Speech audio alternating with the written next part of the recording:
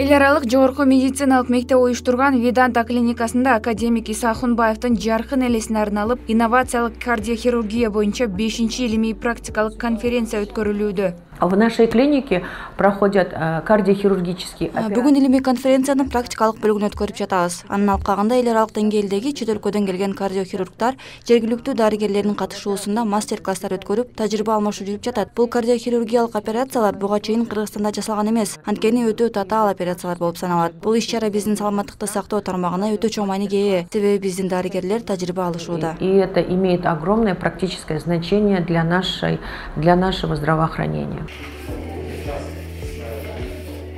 По приглашению Высшей школы медицины в рамках 5-й юбилейной сессии Жогорку медициналык мектептин чакыруусу менен биздин институттун оор жүрөк кан тамыр оорулары боюнча доклад окуганы келгем. Бул конференциянын алкагында 70 жаштагы аялга жүрөктүн материалдык клапанынын кемтигине операция жасайбыз. Негизи эле жасалма кан жүгүртүү операциялары жогорку технология менен жасалат.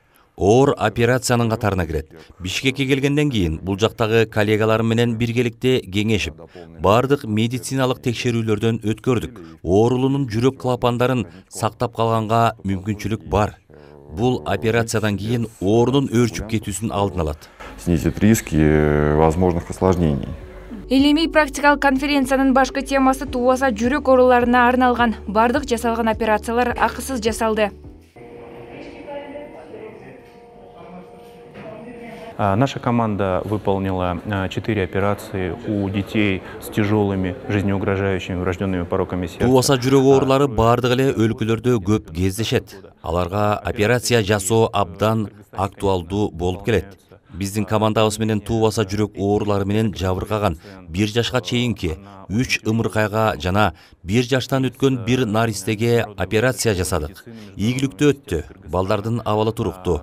Негизинен бул оору менен жабыркагандар ыкчам хирургиялык жардамга муктаж болушат. Ошондуктан мамлекеттик деңгээлде өлкө башчы Саламаттыкты сактоо министрлиги менен биргеликте балдардын өлүмүн азайтууга өзгөчө көңүл бөлүшүбүз керек деп эсептейм. Министерство здравоохранения Кыргызстана должен быть решен вопрос о развитии детской кардиохирургии в стране. 18 жана 19 май күндөрү иш-чаранын практикалык бөлүгү аяктады. Ал эми конференциянын теориялык бөлүгү 20 майда Чолпон Ата шаарында уланат.